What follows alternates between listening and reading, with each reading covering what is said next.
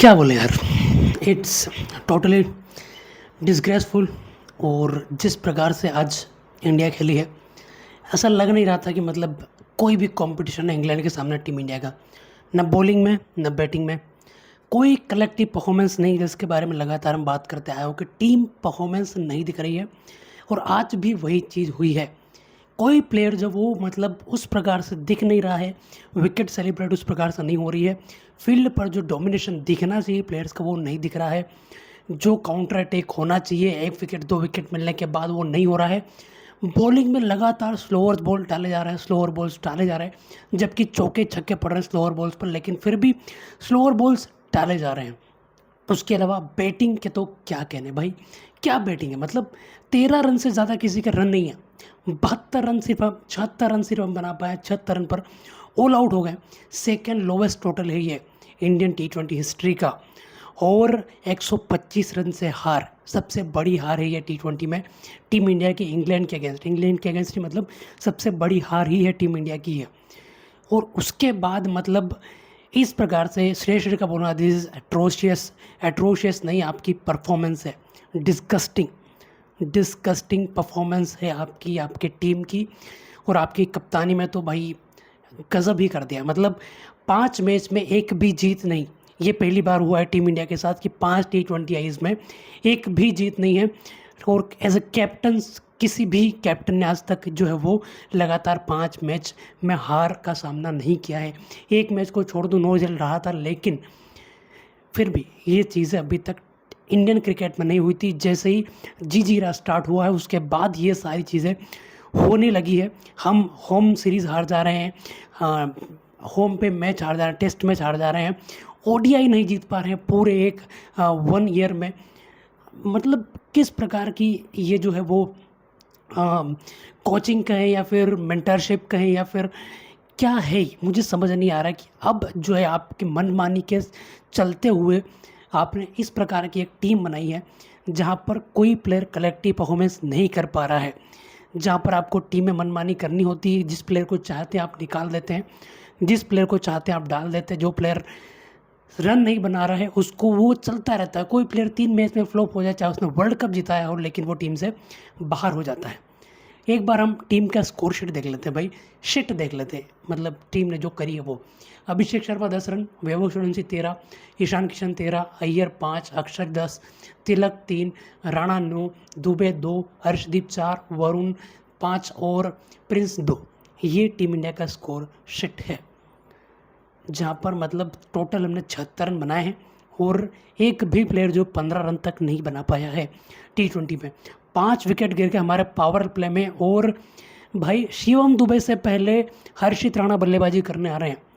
This is atrocity what you are talking about Harshit Rana, Shreyas Iyer. This is atrocity with fans who are watching you, जो चाहते हैं कि आप perform करें, आप जीते। लेकिन इस प्रकार की जब परफॉर्मेंस आएगी, इस प्रकार के जब हमारे प्लेयर्स परफॉर्म करेंगे, जहाँ पर एक कलेक्टिवनेस नहीं दिख रही है, हार्मनी नहीं दिख रही है प्लेयर्स के बीच, जहाँ पर दिख नहीं रहा है मतलब जीत के लिए वो जो जज्बा जो जुनून होना चाहिए सारे प्लेयर्स, वो नहीं हो पा रहा है। जहाँ पर बात करें हम अगेन, वैभव सूर्यवंशी उनको खिलाया गया था आज, शुरुआत छक्का मारकर उन्होंने करी वापस से। लेकिन भाई वैभव सूर्यवंशी के लिए जो है वो प्लान ऑलरेडी तैयार कर चुकी है। और मैंने पहले भी कहा था कि ये इंग्लैंड की टीम जो है वो ऑलरेडी प्लान्स के साथ आएगी। वैभव सूर्यवंशी के लिए इन्हें प्लान तैयार किया हुआ है भाई। ये जो बॉडी की लाइन में बाउंसर डालेंगे वहाँ पर वैभव सूर्यवंशी फंसते हैं। एसआरएच के खिलाफ ये चीज़ जो एक्सपोज हुई थी वैभव सूर्यवंशी की, और आज उसको पूरी तरीके से यूटिलाइज़ किया है जोफ्रा आर्चर ने, और यहाँ पर विकेट मिली उनको। उसके बाद अभिषेक शर्मा वापस से, he was the only guy was performing in the team. आज वो भी कुछ खास नहीं कर पाए। और वही एक जो वो एक तेज बाउंसर या फिर एक उछाल लेती हुई गेंद जो आती है, पटकी हुई बॉल जिसको हम बोल सकते हैं, उस पर बाहर जाती हुई गेंद थी, उस पर कैच आउट हो जाते हैं। अगर हम बात करें ईशान किशन की, अगेन वही पुल शॉट वाली दिक्कत जो उनको होती है और वो इस प्रकार से आउट हो जाते हैं, और वो हुआ है। श्रेयस अय्यर अगेन वही फ्लिक मारने वाली दिक्कत और उसको इंग्लैंड ने पूरी तरीके से कैपिटलाइज़ किया और उनको भी आउट किया। उसके बाद भाई बचता क्या है भाई, तिलक वर्मा कभी कभार रन बनाते हैं, Shivam Dubey he is not that guy कि भाई आपको मैच जिता कर देगा जब आप 70 पर आपके जो वो 8 विकेट गिर चुके हैं। तो मुझे नहीं लगता कि यहाँ पर कोई भी ब्लेम करने वाली चीज़ होगी। जो बाकी बचे हुए बल्लेबाज हैं या फिर बल्लेबाज तो क्या ही बचा, अक्षर पटेल या फिर शिवम दुबे, हर्षित राणा तो मैच नहीं जीत सकते ना। अगर आपके टॉप 4 जो परफॉर्म नहीं कर पा रहे हैं, 5 विकेटें आपकी जो गिर जा रही है पावर प्ले के अंदर, उसके बाद आप सोचें कि यार हम जो वो मैच जीत जाएंगे, तो ऐसा पॉसिबल नहीं होने वाला है। चाहे आप कुछ भी फेरबदल कर दीजिए बैटिंग में, it's not gonna give you any kind of hope कि भाई आप जो जीतने वाले हैं। MS धोनी का बर्थडे था, MS धोनी आए थे मैच देखने के लिए आज, और क्या डिसअपॉइंट होंगे यार ये टीम देख कर कि किस प्रकार से जो वो खिलाया जा रहा है इस टीम को। और सारे प्लेयर जो टैलेंटेड प्लेयर्स, ऐसा नहीं है कि they have performed very well. और यहाँ पर सिर्फ ज़रूरत है एक अच्छी मेंटरशिप की, प्रॉपर ट्रेनिंग की। जहाँ पर इंग्लैंड में आप अगर खेल रहे हैं तो कहीं ना कहीं बेहतर तरीके से, आपने लगभग 2 मैच ऑलरेडी आपने आयरलैंड में खेले थे, जिसके बारे में हमने बात करी थी कि यहाँ पर टीम इंडिया जो है वो बाउंसी बॉल्स पे जो वो फंस रही है। और आज भी यही चीज़ हमको देखने को मिली है, जहाँ पर जिस प्रकार से जोशुआ टंग ने बॉलिंग करी है, जिस प्रकार से जोफ्रा आर्चर ने बॉलिंग करी है, तो कहीं ना कहीं ये सारी चीज़ें जो है वो टीम इंडिया के लिए परफॉर्मेंस में जो वो एक बोलते हैं ना कि एक कनेक्टिंग डोर जो इंग्लैंड ने पकड़ लिया है कि भाई ये जो है ना, ये हम पटकी हुई बॉल डालेंगे, हम हिट द डेक बॉलिंग करेंगे और इंडियन बैटर जो उसको नहीं खेल पाएंगे। और वही हुआ है हमारे साथ। वैभव सूर्यवंशी और जो अब संजू सैमसन वाली बात है, वो तो बहुत दूर रह जाती है अब यार वो इन सब चीज़ों से, क्योंकि ना कोई संजू सैमसन इस मैच में अगर वो खेल भी जाते तो मुझे नहीं लगता कि वो बहुत ज़्यादा कुछ कर पाते। आज वैभव सूर्यवंशी खेले तो उन्होंने भी 13 रन बनाए, लेकिन वैभव सूर्यवंशी को इस टीम में खिलाना, अगेंस्ट इंग्लैंड खिलाना, कहीं ना कहीं उनके मोराल को डाउन करेगा या उनके कॉन्फिडेंस को डाउन करेगा। जहाँ पर हम सिर्फ 76 रन पर सिमट गए और 125 रन से इतनी बड़ी हार मिली है। जहाँ पर पहले भी हमने बात करी थी, वैभव सूर्यवंशी को आयरलैंड सीरीज़ में खिलाना चाहिए था। अगर वहाँ हार भी जाते तो मुझे नहीं लगता कि इतना कुछ डेंट पड़ने वाला था वैभव सूर्यवंशी के ऊपर एज अ प्लेयर। और लेकिन अब जो उनके ऊपर चीज़ होगी कि भाई मैं टीम में खेल रहा हूँ, उसके बाद भी मतलब उसके बाद जो है टीम वो इतने बुरी तरीके से हार रही है, तो कहीं ना कहीं मुझे लगता है उस चीज़ का जो वो उस पर इम्पैक्ट पड़ने वाला है। और ये चीज़ इसका पूरी तरीके से जिम्मेदार होंगे गौतम गंभीर, श्रेयस अय्यर और अजीत आगरकर। जिस प्रकार से टीम्स चुनी जा रही है, फेवरेटिज्म चल रहा है, डेफिनेटली ईशान किशन के रन नहीं आ रहे हैं, लेकिन तिलक वर्मा के भी रन नहीं आ रहे हैं, लेकिन वो अभी भी खेल रहे हैं। और संजू सैमसन ने 3 मैच में रन नहीं बनाए तो उनको बाहर कर दिया गया और बोला गया कि रेस्ट दिया गया है। यार तो ये संजू सैमसन सिर्फ एक फॉर्मेट खेल रहा है T20 का, उसमें उनको रेस्ट देने की कहाँ ज़रूरत पड़ रही थी हमें। उसके अलावा कोई और प्लेयर को रेस्ट नहीं दिया गया है। उसके अलावा सारे प्लेयर जो वो अलग अलग 2-2 3-3 फॉर्मेट खेल रहे हैं, लेकिन आपने सिर्फ संजू सैमसन को जो बोला कि बाहर बैठ जाए, क्योंकि आपको जो इंटीग्रेट करना था वैभव सूर्यवंशी को अगेंस्ट इंग्लैंड, और उसके लिए आपने जो वो संजू सैमसन को बाहर बिठा दिया है। उनको जो है जिम्बाब्वे सीरीज़ के लिए नहीं रखा। It's fine. ये बहुत ज़्यादा आउटरीच हुआ है। पहले ये भी बातें सुनने में आ रही थी कि एशिया कप से भी संजू सैमसन को बाहर कर दिया जाएगा या फिर एशिया कप की टीम में भी जो है वो बदलाव किए जाएंगे, लेकिन एशियन गेम्स की टीम में भी बदलाव किए जाएंगे। लेकिन इतनी सारी बातें जब सोशल मीडिया पर फैलने लगी, संजू सैमसन के लिए आवाज़ें उठने लगी, तब यह स्टेटमेंट निकल कर आया कि संजू सैमसन जो वो एशियन गेम्स में होने वाले हैं। तो कहीं ना कहीं मुझे लगता है कि ये जो है पूरी तरीके से टीम इंडिया जो है वो एक जो हिस्ट्री बना ली है अब, जो कि बननी नहीं चाहिए थी, जो कि नहीं होना चाहिए था ऐसा, जहाँ पर हमने ऑलरेडी ये रिकॉर्ड क्रिएट कर लिया है कि 125 रन से हम हार चुके हैं अगेंस्ट इंग्लैंड। और I have many things to say about this, but सिर्फ रेंट ही होगा, कुछ नहीं होगा। अगर हम बात करें भी से इस बारे में तो बहुत सारी चीज़ें हैं जहाँ पर हम बात करें कि भाई जिस प्रकार से कलेक्टिव परफॉर्मेंस निकल कर नहीं आ रही है, प्लेयर जो वो 1-on-1 परफॉर्मेंस दे रहे हैं, कोई भी प्लेयर जो हारमोन नहीं दिख रही प्लेयर्स के अंदर, एक जो वो एक जुटता होनी चाहिए टीम के अंदर, वो कहीं ना कहीं मिसिंग है। और यार बॉलिंग में Varun Chakravarthy again, we were very dependent on him, but यार वो परफॉर्मेंस निकल कर नहीं आ रही है। Varun Chakravarthy should be out of the team India T20 side. यहाँ पर कृणाल पांड्या को प्लीज़ लाइए, और हो सकता है कि भाई जिस प्रकार की गेंदबाजी वो करते हैं बहुत ज़्यादा इम्पैक्टफुल हो सकते हैं। तो आई डोंट थिंक सो कि ये जी एरा में होगा, नहीं होगा, क्योंकि आरसीबी का एक भी प्लेयर नहीं खेलता है यहाँ पर।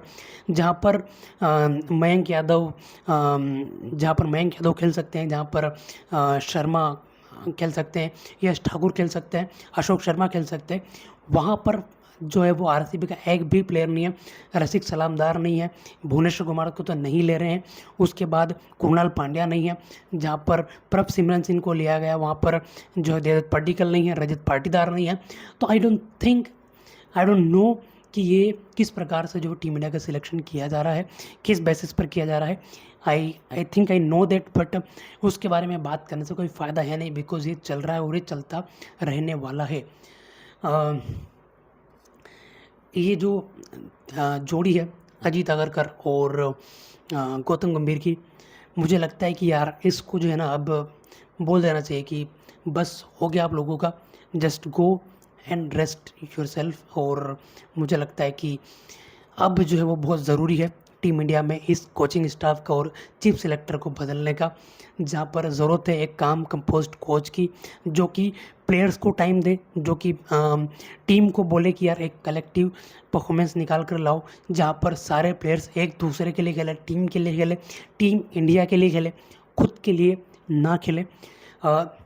2027 का वर्ल्ड कप आ रहा है और मुझे बहुत मतलब ये चिंता सता रही है अब कि यार अगर रोहित और विराट कोहली के साथ इनने ऐसा कर दिया कि बहुत हो गया, या फिर एज नहीं है, या फिर बहुत ओल्ड प्लेयर है, ऐसा कुछ इन्होंने कर दिया और इनको बाहर निकाल दिया, तो बहुत ज़्यादा दिक्कत हो जाने वाली है टीम इंडिया के साथ। और ऐसा मतलब मैं चाहता नहीं हूँ बिल्कुल भी ऐसा हो, and I hope for that, I pray for that कि भाई ये जी एरा जो है वो उससे पहले ही एंड हो जाए, वीवीएस लक्ष्मण आ जाए या फिर कोई और कोच आ जाए यार, जो हो थोड़ा सा मतलब जिसके पास पेशेंस हो थोड़ा सा, जिसको अपना ईगो जो है वो सेटिस्फाई नहीं करना हो, जिसको वो नहीं बोलना हो कि यार एक छक्के ने वर्ल्ड कप नहीं जीता। ये सारी चीज़ें जो है वो पर्सनल ग्रजेस लेकर कोई प्लेयर या फिर कोई कोच नहीं चलता हो टीम इंडिया के अंदर। तो मुझे लगता है कि ये चीज़ें होनी चाहिए। इसके अलावा 2 मैचेस ऑलरेडी हार चुके हैं और एक जो वो अबेंडन हो गया था बारिश की वजह से। 2 मैच बचे हैं और I have no hope for this बचे हुए 2 मैच कि हम जीत जाएंगे। सिर्फ इतनी होप करूँगा कि यार कोई और ख़राब रिकॉर्ड ना बना ले हम बस, क्योंकि ये होता जा रहा है जी एरा में, क्योंकि हमने आयरलैंड से हार करना अपने माथे पर ऑलरेडी कलंक लगा चुके हैं सीरीज़ हार कर, और आज जिस प्रकार से ये डिस्ग्रेसफुल परफॉर्मेंस हुई है, डिस्गस्टिंग परफॉर्मेंस हुई है, मुझे लगता है कि यार इससे डाउनग्रेड नहीं होना चाहते हम, और हम चाहते हैं जस्ट परफॉर्म वेल एंड हम अपनी इज्जत बता लें बस। जो वर्ल्ड क्रिकेट में इंडिया ने नाम कमाया है इतने सालों में वो बचा रहना चाहिए, जहाँ पर ये T20 और टेस्ट ये दोनों जो है ना, इनमें बहुत ज़्यादा घपलेबाजी चल रही है, बहुत ज़्यादा प्लेयर्स अंदर बाहर हो रहे हैं और कोई भी एक प्रॉपर टीम नहीं खेल रही है। वी ऑल नो कि जस्ट बायलैटरल सीरीज़ है, लेकिन बायलैटरल सीरीज़ होती है भाई अपना डोमिनेंस प्रूव करने के लिए। बायलैटरल सीरीज़ होती है अपनी परफॉर्मेंस को इम्प्रूव करने के लिए, ना कि इसलिए कि आप डिस्ग्रेसफुल तरीके से हारें। जहाँ पर हम बांग्लादेश की टीम से भी अगर कम्पीट करने जाएंगे अब, तो कहीं ना कहीं मुझे डर लगेगा कि यार कहीं हार ना जाए हम। ये श्रीलंका के साथ हमारे जो 2 टेस्ट होने वाले हैं उसमें मुझे लगता है कि यार वहाँ भी हम अपनी जो बेइज्जती नहीं करवा लें, क्योंकि बांग्लादेश के स्पिनर मुझे लगता है कि वो बहुत ज़्यादा तंग करने वाले हैं इंडिया को। वेस्ट इंडीज़ जहाँ पर जीता है सीरीज़ और वहाँ पर अगर हम हार गए तो ये बहुत ज़्यादा जो है वो कलंक की बात होगी टीम इंडिया के लिए। आई hope for the best for the team India, for the players, and I hope कि सारी चीज़ें जल्दी ठीक हो। यही होप कर सकते हैं। फिलहाल इस वीडियो में इतना ही, मिलते हैं अगले वीडियो में, तब तक के लिए स्वस्थ रहिए, मस्त रहिए, नमस्कार।